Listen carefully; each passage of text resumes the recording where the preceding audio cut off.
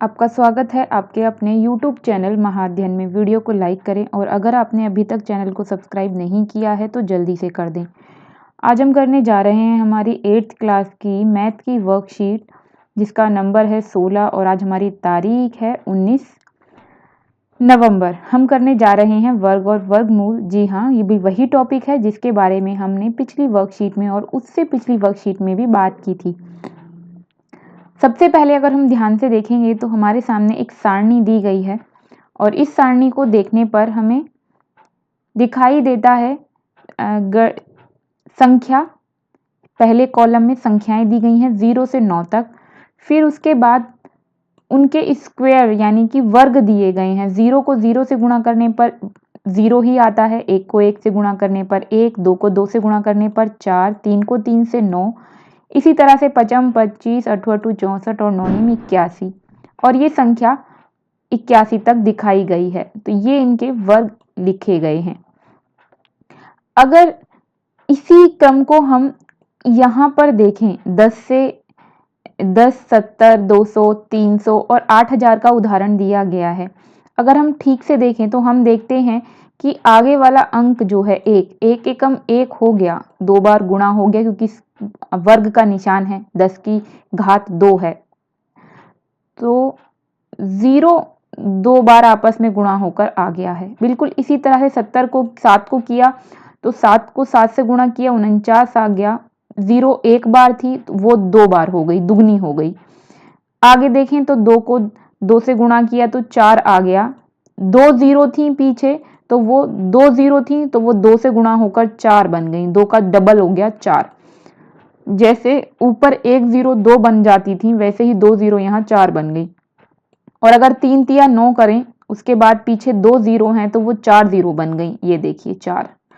इसी तरह से 8000 में 8 को 8 से गुणा कर दें तो 64 हो गया, पीछे 3 0 थी, 3 0 डबल हो गई और दुगनी होकर वो हो गई 6। तो ये एक आसान तरीका है। अगर आप इसे ध्यान रखें तो इस तरह बड़ी संख्या आती है तो आपको करना सिर्फ यह है उनके पीछे की 0 को दुगना कर देना है अगर आप वर्ग कर रहे हैं तब। अब एक बार कुछ और चीजें भी देख लेते हैं। अगर हम इस वाली सारणी को देखते हैं तो इसमें 11, 12, 13 से लेकर 19 तक की संख्याएं दिखाई गई हैं और उनका वर्ग करके भी हमने यहाँ पर देखा है। अब देखिए, वर्ग संख्या के इस इकाई स्थान अंक को अवलोकन करने के पश्चात हम पाते हैं, हमने क्या देखा। अगर हमने इकाई का अंक को ध्यान से अगर हम देख रहे हैं, ये इकाई के अंक जो आपको दिखाई दे रहे हैं लाल रंग से, मैं एक बार स्याही को हटा देती हूँ फिर आपको थोड़ा और अच्छे से दिखाई देगा। जो हम इस कॉलम की बात कर रहे हैं इसमें आपने लाल रंग से जितने भी लिखे हुए दिखाई दे रहे हैं 4, 16, 36, 64, अगर हम इनकी इकाई का अंक देखते हैं तो हम देखते हैं सम संख्या का वर्ग सम संख्या होती है, क्योंकि 2 जो है एक सम संख्या है, 4 सम संख्या है, 6 सम संख्या है, 8 सम संख्या है। तो सम संख्या का वर्ग हमेशा एक सम संख्या दिखाई देती है और विषम संख्या का वर्ग हमेशा विषम संख्या ही दिखाई देती है, जो हम यहाँ देख सकते हैं। 1 विषम संख्या है, 3 विषम संख्या है, 5 विषम संख्या है, 7 विषम संख्या है, 9 विषम संख्या है। तो इनके वर्ग भी विषम संख्या ही आते हैं और जो हमने यहाँ पर इस सारणी में सीखा वही का वही हम यहाँ पर भी देखते हैं। तो वही है, 11 विषम है, 13 भी विषम है, 15 विषम है, 17 विषम है, 19 विषम संख्या है, इसीलिए इनके वर्ग भी विषम आ रहे हैं।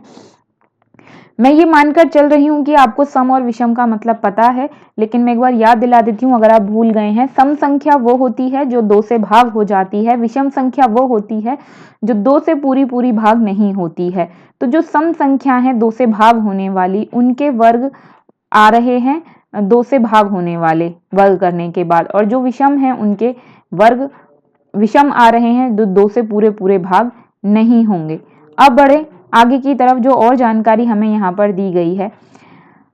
यह पैटर्न सभी संख्याओं के लिए लागू होता है। यहाँ पर हमने 0 से 20 तक का या 0 से 19 तक का देखा, लेकिन अगर इसके आगे भी देखेंगे तो ये बिल्कुल इसी तरीके से चलता है। सम संख्या का वर्ग सम संख्या आएगा और विषम संख्या का वर्ग हमेशा विषम संख्या आएगा।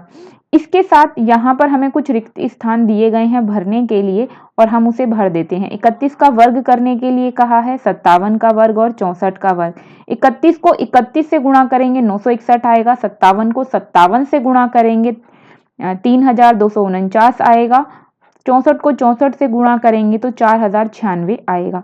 इसी तरीके से अगर हम आगे बढ़ते हैं, किसी संख्या के अंत में जितने शून्य होते हैं वर्ग करने पर उस संख्या के अंत में दुगने शून्य आ जाते हैं। जो मैंने आपको समझाया वही यहाँ पर लिखा हुआ है। वर्ग संख्या की अन्य विशेषता को जानते हैं। दो वर्ग संख्या के बीच में कितनी संख्याएं प्राकृत हैं जो वर्ग नहीं हैं। अब हमें ये देखना है, तो ये हम यहाँ पर करके देख लेते हैं।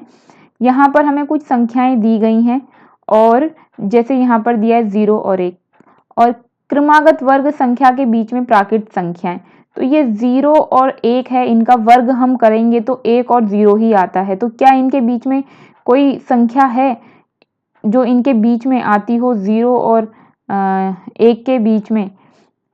अगर हम 0 को 1 में 1 को 0 से माइनस करेंगे तो -1, यानी घटा करेंगे तो घटा 1 ही आएगा। बिल्कुल इसी तरीके से अगर हम आगे बढ़ें तो और हम देखें कि क्या इनके बीच में कोई संख्या आती है, तो इनके बीच में कोई संख्या नहीं आती, तो इसका उत्तर है 0। 1 2 3 4 दी गई संख्याओं को अगर हम देखें और इनके वर्ग करते हैं तो 1 का वर्ग करें और 2 का वर्ग करें तो 1 एकम 1, 2 दूनी 4। तो 2 और 3 संख्या जो है ये वो संख्याएं हैं जिनका वर्ग नहीं होता है। वर्ग किसका होता है? 1 का वर्ग होता है और 4 का वर्ग होता है, 2 और 3 का वर्ग नहीं होता है। तो अब 4 में से 1 घटा दें और यहाँ पे हमारे पास आया 2। दो संख्याएं थी इसके बीच में। कितनी संख्याएं थी इनके बीच में? उन्होंने हमसे यही पूछा है ना कि ये बताइए कि इनके बीच में कितनी संख्याएं हैं। क्रमागत वर्ग के बीच में प्राकृत कुल संख्याएं कितनी हैं? तो अगली संख्या जो 1 और 4 है, 1 एकम 1 और 2 दूनी 4, इनके बीच में दो संख्याएं हैं, तो इसलिए हमने यहाँ पर लिख दिया 2। बिल्कुल इसी तरीके से 2 दूनी 4 और 3 तिया 9, तो ये 2 दूनी 4 और ये 3 तिया 9, इनके बीच में कितनी संख्याएं आती हैं? 5 6 7 8, 4 संख्याएं आती हैं और हमने यहाँ पे लिख दिया 4। फिर अगला होता है 3 तिया 9 और 4 चौक 16, 3 तिया 9 और ये 4 चौक 16, इनके बीच में जितनी संख्याएं आती हैं ये 10 11 12 13 14 15 16, ये 6 संख्याएं हैं और ये हमने यहाँ पर लिख दी हैं। तो इस तरीके से क्रमागत वर्ग संख्याओं के बीच में प्राकृत संख्याएं, अगर हम ये इसको देखते हैं और ये वही का वही वर्ग करके दिखाया गया है और ये हमें करके देखना है कि कितना आता है, कितनी संख्याएं आ रही हैं बराबर। तो अभी हमने फिलहाल दी गई संख्याएं और क्रमागत वर्ग संख्याओं के बीच में कुल प्राकृत संख्याएं देखी हैं। अब हम देखते हैं कि अभी हमने सीखा क्या। यहाँ पर जो भी अन्य जानकारियां दी गई हैं उन्हें हम आगे वर्कशीट में साथ के साथ करेंगे जब ज़रूरत हमारी होती होगी और वहाँ पर हमें सवाल करने के लिए दिए गए होंगे इससे संबंधित। फिलहाल जो उन्होंने समझाने की कोशिश की है वो मैंने आपको बता दिया है। इम्पोर्टेंट है हमारे लिए ये और ये जो मैंने आपको बताया है। अब बढ़ते हैं आगे की तरफ। संख्याओं के साथ खेलें, मतलब अभी हमने क्या सीखा ये देखते हैं। संख्या के इकाई स्थान को लिखना है। अब आप अगर 79 है, यहाँ पे 79 दिया गया है, 79 को वर्ग करना है और आपको बताना है कि उसका इकाई के स्थान पर क्या आएगा बताओ, तो हमें गुणा करना होगा 89 को 89 से ही। लेकिन हम अच्छे तरीके से जानते हैं इनके पीछे के अंक जो हैं वो 9 हैं और 9 वाली संख्याएं जब आपस में गुणा होंगी तो 81 में से 1 आएगा, तो इसलिए हमने बिना पूरा गुणा किए यहाँ पर आंसर लिख दिया 1। और यही ट्रिक आप आगे भी अपना सकते हैं। ये यहाँ पर दिया गया है 47, 47 में जो पीछे का 7 है, 47 गुणा 47 करेंगे तो 7 गुणा 7 पहले होगा तो वो आएगा 9 उत्तर में। इसी तरह से 5 वाली संख्या में हमेशा 5 इकाई के अंक पर आता है, 6 वाली संख्या में हमेशा इकाई के अंक पर 6 आता है, 9 वाली संख्या में इकाई का अंक हमेशा 1 है, 7 वाली में हमेशा 9 है। ये हमने पिछली वर्कशीट में भी सीखा था, अगर आपको कुछ कुछ चीजें याद होंगी तो। और अभी आप यहाँ पर एक बार दोबारा भी देख लीजिए। देखिए यहाँ पर जब आप देखेंगे तो 1 वाली संख्या में 1 है और 6 वाली संख्या में इकाई का अंक 6 है, 9 वाली संख्या में इकाई का अंक 1 है। तो कुछ चीजें ऐसी हैं जो हमें बिल्कुल हमेशा याद रखनी है जिससे फटाफट से हम ऐसे आंसर्स को कर सकें। इसके बाद हमसे पूछा गया है इनके बीच बिना वर्ग वाली संख्याओं को लिखिए, जो अभी अभी हमने सीखा था। यहाँ पर हमने यहाँ पर ये वाली चीजें सीखी थी, आपको याद ही है कि बिना वर्ग वाली संख्याएं हमने यहाँ पर लिखी हैं। कौन कौन सी हैं? 4 तो वर्ग वाली संख्या है, 2 का वर्ग 2, 3 का वर्ग 3, तो बीच में कौन सी थी? 5, 6, 7, 8, 9। बिल्कुल यही यहाँ पर हमें करके बताना है। तो 16 और 25 के बीच में कौन सी संख्याएं आएंगी, ये मैंने आपके लिए यहाँ पर लिखी हैं। ये आप लिख दीजिए, यहाँ पर जगह कम है इसलिए नीचे लिख दिया। और बिल्कुल इसी तरह से 25 से 36 के बीच में 26, 27, 28, 29, 30, 31, 32, 33, 34, 35 तक सारी संख्याएं मैंने यहाँ पर लिखी हैं, जिसे आप यहाँ पर लिख लीजिएगा। तो ये थी हमारी वर्कशीट जो आज हमसे पूछी गई थी या हमें समझाई गई है। तो मुझे लगता है आपको आपकी वर्कशीट समझने में काफ़ी मदद मिली होगी और कुछ नई चीज़ें आज आपने सीखी होंगी। अगर आपको लगता है आपने कुछ भी नया सीखा और आप इन वीडियोस के थ्रू ऐसे ही और नया नया सीखते रहें, आपका काम करते रहें, तो अगर आपने अभी तक चैनल को सब्सक्राइब नहीं किया और आप चाहते हैं चैनल इसी तरह चलता रहे, आपके लिए अच्छी अच्छी वीडियोस लाता रहे, तो आपने अगर अभी तक चैनल को सब्सक्राइब नहीं किया तो प्लीज़ कर दीजिए। आपकी वीडियोस के नीचे एक रेड कलर का निशान है जिस पर लिखा है सब्सक्राइब, क्लिक करते ही उसका कलर चेंज हो जाएगा और वो सब्सक्राइब्ड हो जाएगा।